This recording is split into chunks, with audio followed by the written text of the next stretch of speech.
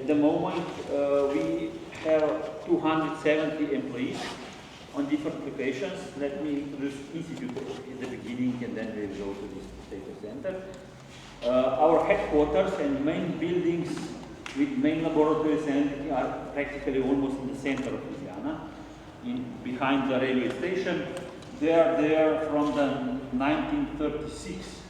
So before the Second World War, the institute was moved there. Actually, first station and institute was initiated in 1896 already in the vicinity of Ljubljana at the time. But then 36, before the Second World War, moved to that location.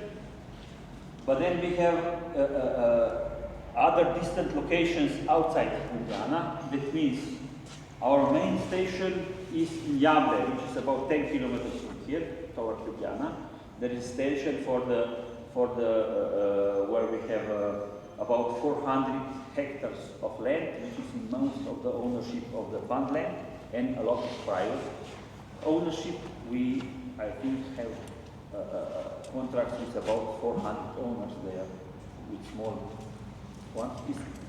small fields there. And then there is a station here in Komenda for potatoes, which came on this location in the 70s, and this storage was built in 1986. And then we have another station. We just recently got one station 2 years ago. Before it was in ownership of company Semenarna, some seed company. They were overtaken by one Serbian company. They said they don't need that center, so we, with the help of the ministry, got that center in Ptuj. So at the moment we have actually two main, and there is about 50 hectares of land there. So we have two main centers, and besides that, this potato center in Komenda for potatoes. We have orchards in Lukovica, about 25 hectares of orchards for the experimental purposes and everything. As I said, altogether there is 270 employees at the institute, about 100 scientists and professional workers. Others are technicians, technical staff on these locations, also workers, tractor drivers, whatever. We need an administration, of course. I think now it's 9 departments or 8 these main departments, and department for field crops is one of department for crop science is the department which at the moment I'm running. I'm the head of department for the department. Varieties are extremely resistant to PUI. This is necessary because otherwise the program would not run, because the varieties would actually, the clones would actually get infected during the selection process. So forget about that program. And another thing, this gives us opportunity to produce quality seed of potatoes here. In the 90s, still after we started the program, and the first variety was released, it was in 2004, so it took us 11 years for the first variety, and then first really good varieties, better varieties 2008. So in meantime, we still produced seed of foreign varieties. Santé was one of them, of course, with the knowledge, with the contract with Agrico, actually, or with their permission, and we pay for the. First, we'll start with one variety. You could see here, okay, some problems, but otherwise. This is our variety, Slavnik. Yeah, this is extremely early variety. That means 60 days after planting, practically, you could harvest. It has low number of tubers. We tested in different varieties in Germany, in Switzerland, in Austria. In Austria, they said it's one of the best varieties they could see.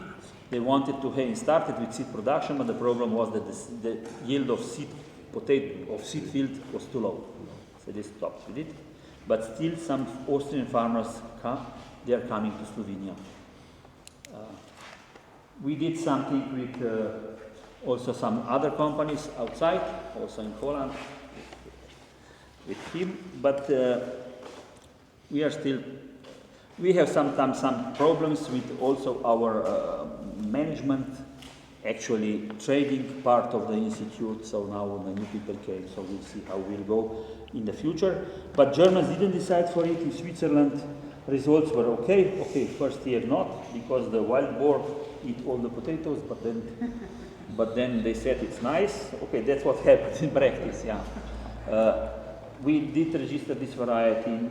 It was registered in Bosnia, in Serbia, so all around, but our main market still at the moment it is Slovenia. As I said, very early variety, nice looking tubers, nice shape, shallow ice, for baking, for Good quality.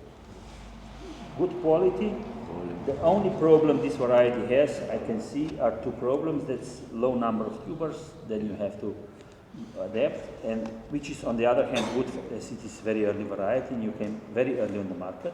And we always recommend take this variety for the first early potatoes, and then you can continue with others. Otherwise, it's very good for eating until February, let's say, no problem at all.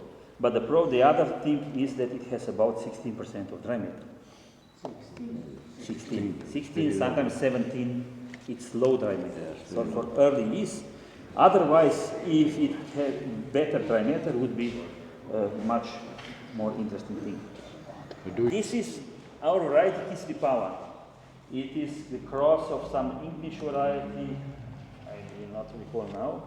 This is purple skin actually, which when you boil it, when you under heat treatment or bake it, it will disappear the color, it will turn white.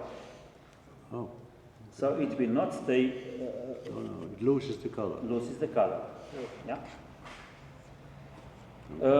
This one is early one. The earliest of this one is about like Adora variety, something like that, 70-75 days.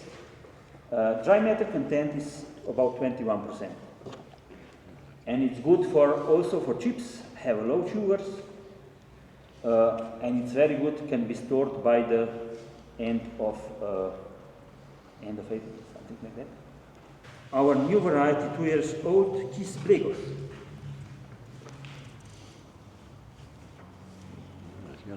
Yellow one? Yellow, yeah.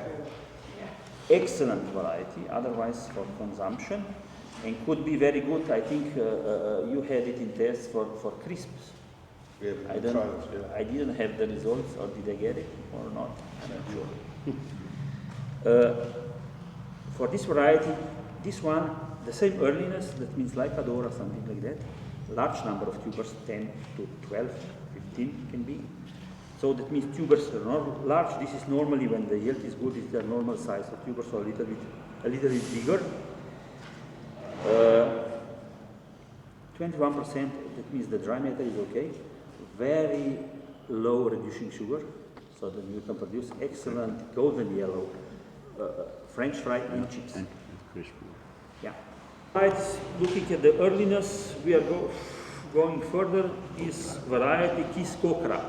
As you can see, all this, they have all the varieties in the last years. They have this Kis as a Kmetijski Inštitut Slovenia, short before, short 3 letters before. Kis Kokra is our first, and I believe, of course, now we can see that not be the last variety, which is late blight resistant. This is medium early, as you can see, creamy to light yellow, somewhere there. We are a little bit deeper ice. Dry matter around 20%. Good mainly for cooking, not for French fries or something like that. Then we have two varieties which were released 2 years ago. Both late varieties. This is Mangart variety, nice shape, shallow ice, good yields. I had it this year at home in very shallow soil. We got 50 tons per hectare. Yellow flesh. Also yellow, yes. This one. As you can see, keeps the shape. What's good for this one, these two, is that they are very tolerant to drought stress. Doesn't matter how drought it doesn't do malformations, regrowth, or whatever. Stay this way. And this is variety Kis Tamar. A little bit lighter, light yellow. Yeah. So these both, they have dry matter around 20%. and they are mainly not for processing, they are mainly for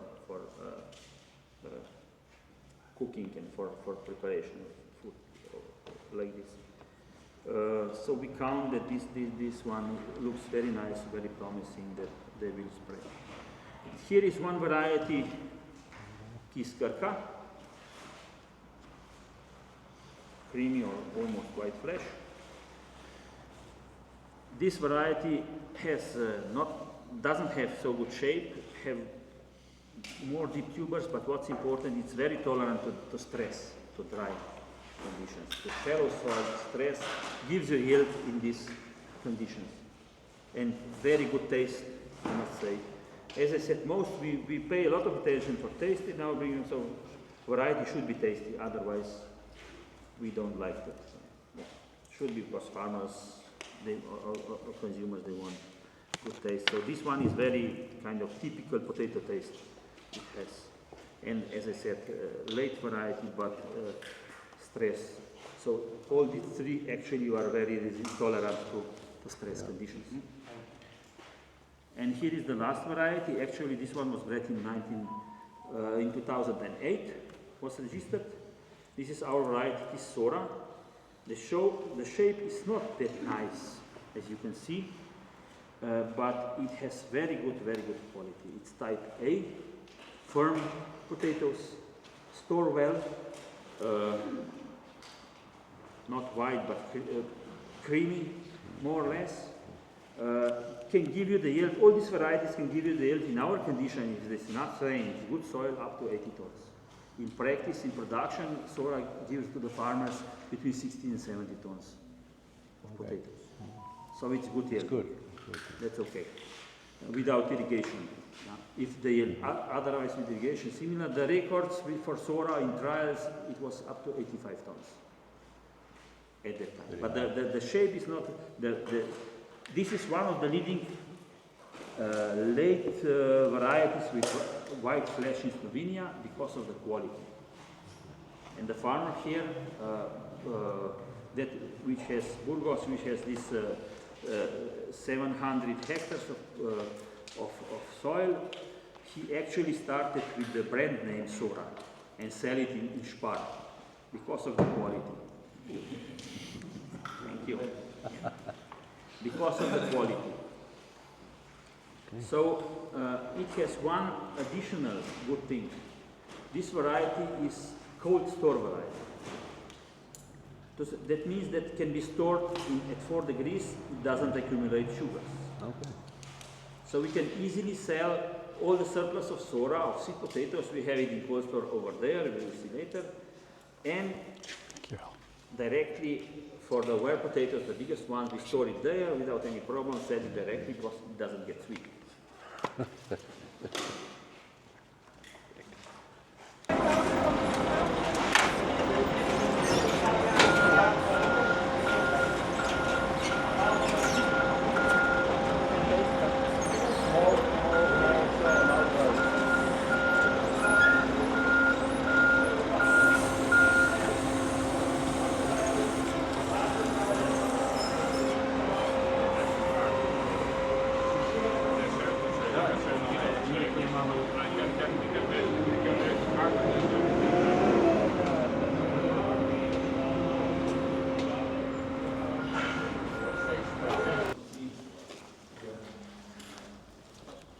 We are in the middle of filling the story of full power. Sora is one of the biggest in Islam. This is door were new. We have to change actually replace this door. Also the problem with the flooding. Before that we had walls, of course, with forced ventilation. We throw all the walls out and we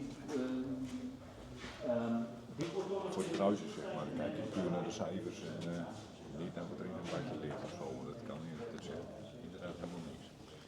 Dat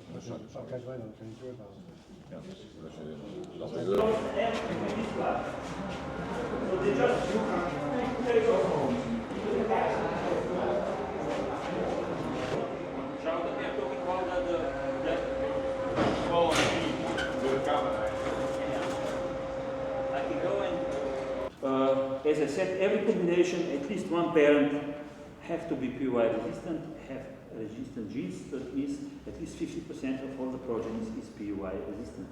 What we do, we have PY on tobacco, sometimes also in potato. Colleagues in Ljubljana from the plant protection department multiply virus on that tobacco, and then we spray at the seedling stage all the seedlings with PY in order to infect all susceptible material, and then do the selection either at the harvesting in autumn already if they are in necrosis, or even also during the growth. Yeah.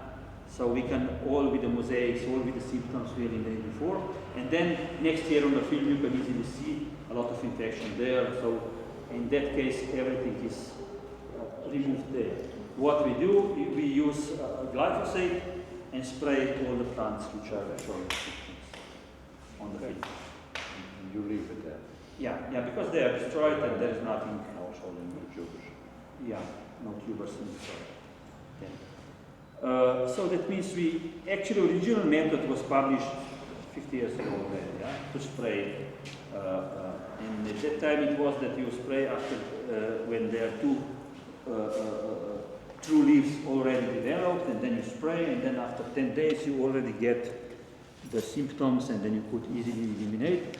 We of course found out that in practice, in our conditions, it doesn't go that way, because that method was actually done for PY, and original strain worked that way, but not for the strain NTN. It doesn't work that way. You don't get really good symptoms at that stage, so we are just waiting for the season and eliminating whatever we can see away, and then next year, and within 2 years, 3 years, we get everything, all the material, only the resistant one stays in our hands, all the rest goes away. So that is practically crossings. There, crossings are done, of course, like normal, manually eliminate the anthers, emasculate that, and then transfer the pollen to the flower. So combinations, what we do, we have two focuses. One is for the new varieties, that means at least one of the parents should be resistant. Looking also other resistances, and then if we are looking at the late blight, we have several genes which we are working with. In that case, we focus either we cross both lines, both parents resistant to late blight, when we want to primary genes, our genes, because one is we want to produce the best lines for further crossings with several R genes in it. Another part is, of course, for the variety development. Looking at the late blight, we started with the late blight in the quite soon, 1997. Actually, this cocra, which is resistant, was crossed in 1997. So at that time we started, but then from that on, we were not able to produce any more resistant varieties. As I said, there were a couple of them.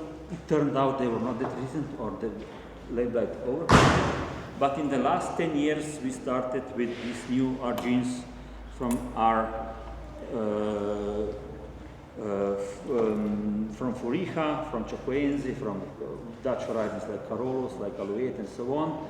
Charcomyra, our A8 gene, which is a number of alleles, not just from Charcomyra, but also some other from French varieties. So at the moment in the program we have about 20 different, also some Jean-Eric varieties.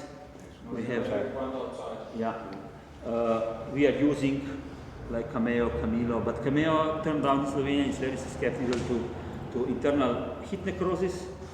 So at least in 1 year it was completely brown. So we don't use it anymore so much, because you can see that this can be seen then later much more in progeny if the parent has it. Do you also use Peter Pan from Jan-Erik? Which one? Peter Pan? Peter Pan we just got in the trials this year. And I prefer to see the variety 1 year on the field, in the field trials, before I include it into the program. So next year we will definitely include Peter Pan. Of course, we include a lot of already our clones, which we have already, into the breeding program to speed up the process. Yeah. So at the moment we have a number of clones with 2-3 different R genes, and of course for late blight resistance, and of course PYA gene resistance. Of course they don't have shape like this, but we have some number of clones which are very nice, some red skin, late ones crossed by, let's say, for us at the moment, aloe in such varieties, which are very nice on the field, shaped like this, good yield. Let's say in the year 2022, it was very dry. We had, of course, all the resistant varieties also in the field tests then as a standard together. Let's say when our clones were of that size, I will show you, aloe looks like this, or even worse, or this one, in that dry. Our clones was this one, the resistant varieties which use as a parent range, like this one, in very dry conditions. So we have some very nice material. We believe in next 4 or 5 years we will come up with I hope four new late blight resistant varieties. Sometimes in your research do you include the markers to determine which resistance are actually in it? What do we? Markers. We use molecular markers, of course. If you do with, you're trying to work with several R genes, you have to know what you have in it. Yeah, we have markers for all the genes we use in our genetic lab in Ljubljana. We can do everything. Actually, a colleague of mine, she made PhD on this, not just markers. She was investigating the Charcot-Marie resistance and something, but at the same time we developed all the markers. Unfortunately, she decided to left the institute for the office at the ministry, so she's not working at the institute. Less complicated, she said, I think, something like that. But still, we have a very good genetic lab for our conditions, very good lab. We can do whatever we need. Colleagues are responsible there, technicians there, taking stuff they can do. And we do all the markers for ourselves. We actually can do also the markers for PY, but normally we don't use markers for selection for PY because everything is thrown away. We just use markers in that case to confirm that resistance is there. But for late blight, yes. If I wanted to see which genes I have in it, 1 or 2 or 3, and which ones, I have to of course test them and improve. So it's not a selection method, Yeah. but you check it afterwards. For late blight, it's also selection. Also. Yeah, because when you have, let's say in one family, breeding family, 30 clones or 50 clones, advanced clones already, I want to, at a certain stage, we don't do this after first year on the field, but already in the third year on the field. In that case, of course, I want to select those with the best resistance with the best resistance. Then you take the leaves in the field and test them? Yeah, or sometimes we replant in autumn material in the greenhouse and then test. Because sometimes in the field, in our case, it's that way that we are still in the stage of throwing away all PY susceptibility and other things. We would have to test much more than if you do it after the selection of the field already. Yeah? After 2 years, let's say. There was a program in 2017, we started differently. We actually tested all the seedlings, we could do that too. Yeah?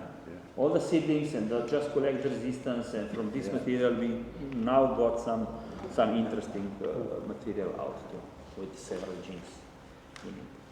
But to discard these susceptible ones, we had about 7,000. This year we had about 7,000 single hills on the field, planted. And we selected about 750. So 10%. But that varies a lot on the combination. There was combination where we, from Slavnik, from some early ones, we got some where you have to decide which one you will not take out or throw away. And then this combination with some other more rough material, which is much less. So yeah, it depends really. In that, some combinations is almost 1/3. We could select it only tubers like this. But in general, it's 10%. In general, it's 5 to 10%. Depends. And then next year, if I would plant these 700, of course, some of them will maybe in the storage will go out. So let's say if we will plant about 700 on the field next year, we will probably select somewhere between 200 and 300.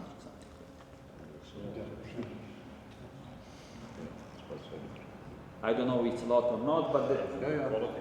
yeah, depends on the Yeah. quality. Yeah. I cannot say maybe it will be 100. Depends also on the conditions. When there are very severe conditions, of course, then you change the criteria.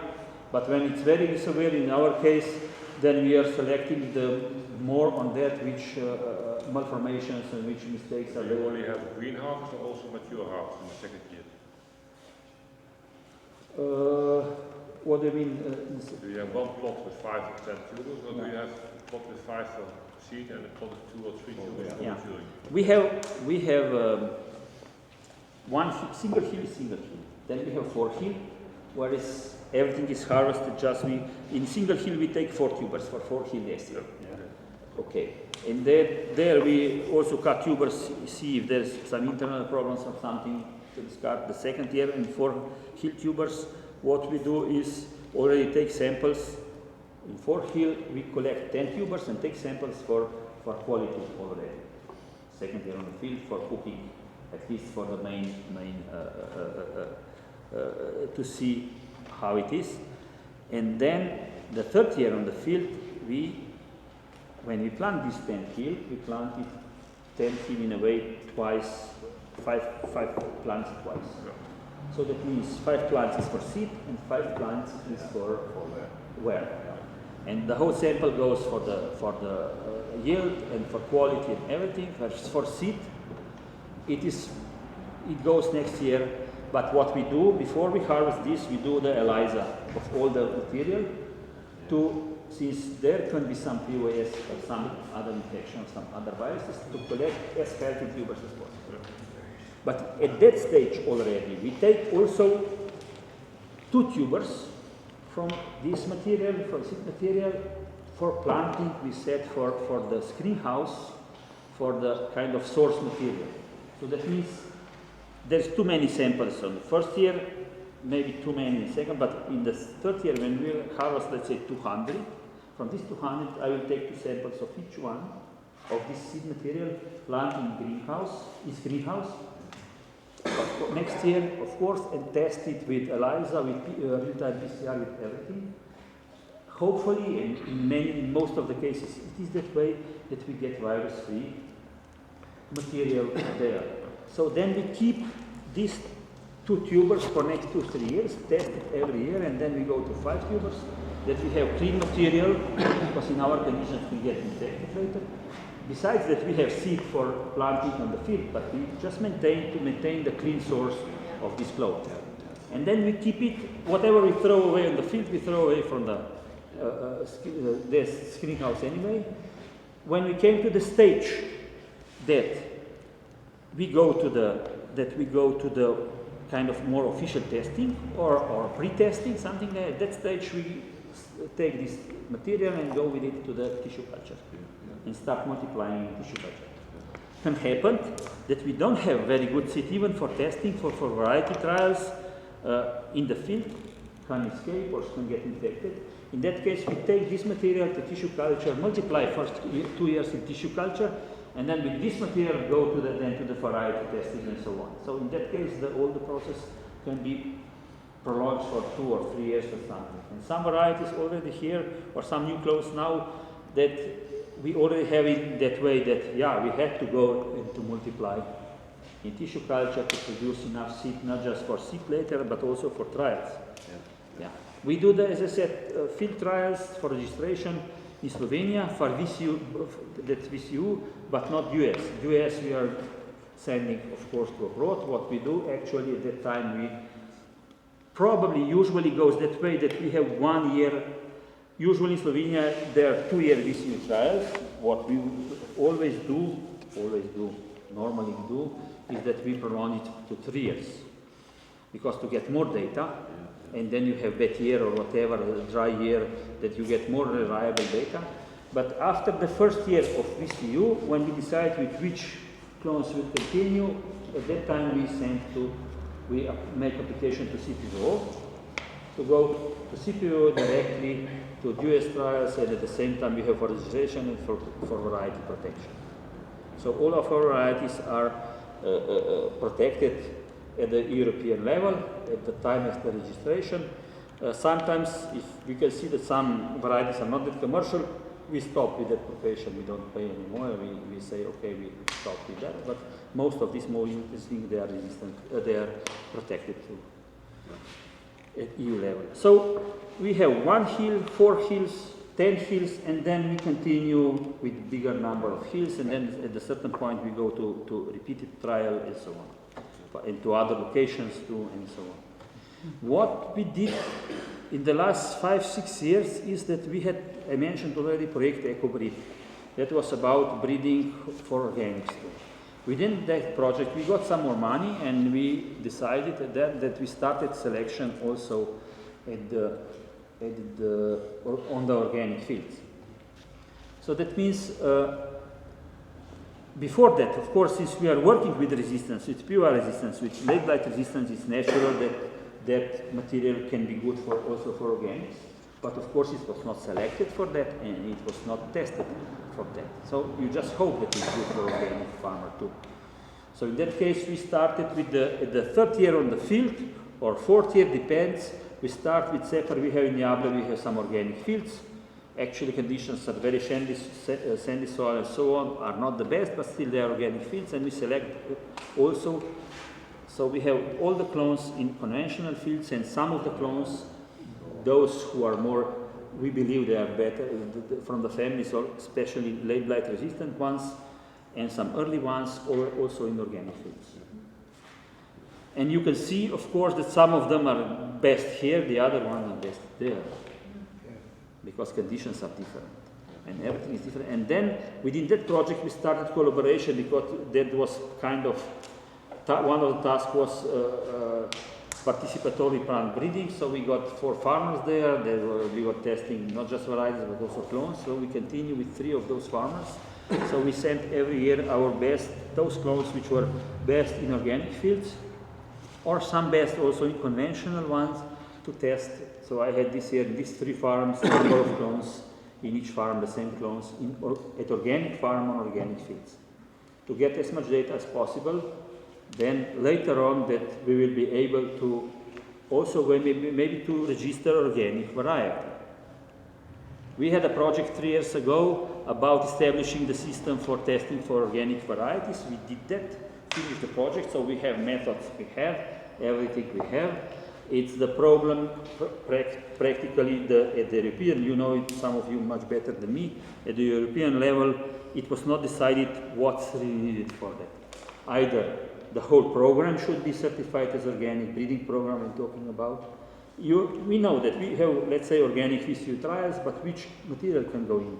Either that conventional one, either that which was just partly selected in organic, either should be, like colleagues from Naturland, they say, no, it would be very nice if you have certified organic breeding program, yeah? And then when you start with that certified organic, at the brick, in the screening house, with the organic substrate, or where? Nobody knows that exactly.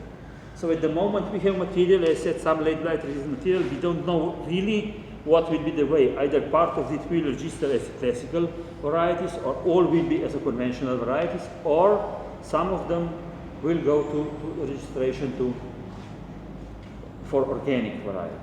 Because actually at the ministry, at the political level, everybody is thinking that you just like this and you get organic varieties and enough organic seed and enough of everything, but it's not that way. In our conditions, not. So, as I said, we are now selecting in both ways, and then we'll see. This, let's say, these clones, these were harvested this year from. These are not the best example. I just wanted to give you, and of course we have to go through in the storage. In the single hills, we're collecting 4 tubers for 4 hills next year. Of course, maybe some of them will be too sprouted already in spring, so we'll throw them away because of the too short dormancy and so on. Or some of them will get rotten in between, like this one. If 3 is okay, if the second one goes, it's history anyway. Here I just wanted to demonstrate, because these the nicest tubers, nicest clones with they are all white yellow skin and yellow fleshed. This we do some special for. We have some clones with, of course, purple flesh, late PUI resistant, which is much better than all these old ones, but we are not quite satisfied yet with this. Actually, not that much the shape, but the intensity of coloration of the flesh, which is not easy to get everything together, and then with the cooking quality later. But this is just for fun. This is not the technician likes to do it for play. Yeah. Het volledige verslag van de reis van de aardappelkwekersverenigingen naar Slovenië is te lezen in het oktobernummer 2024 van Aardappelwereld. Het vakblad voor de aardappelsector.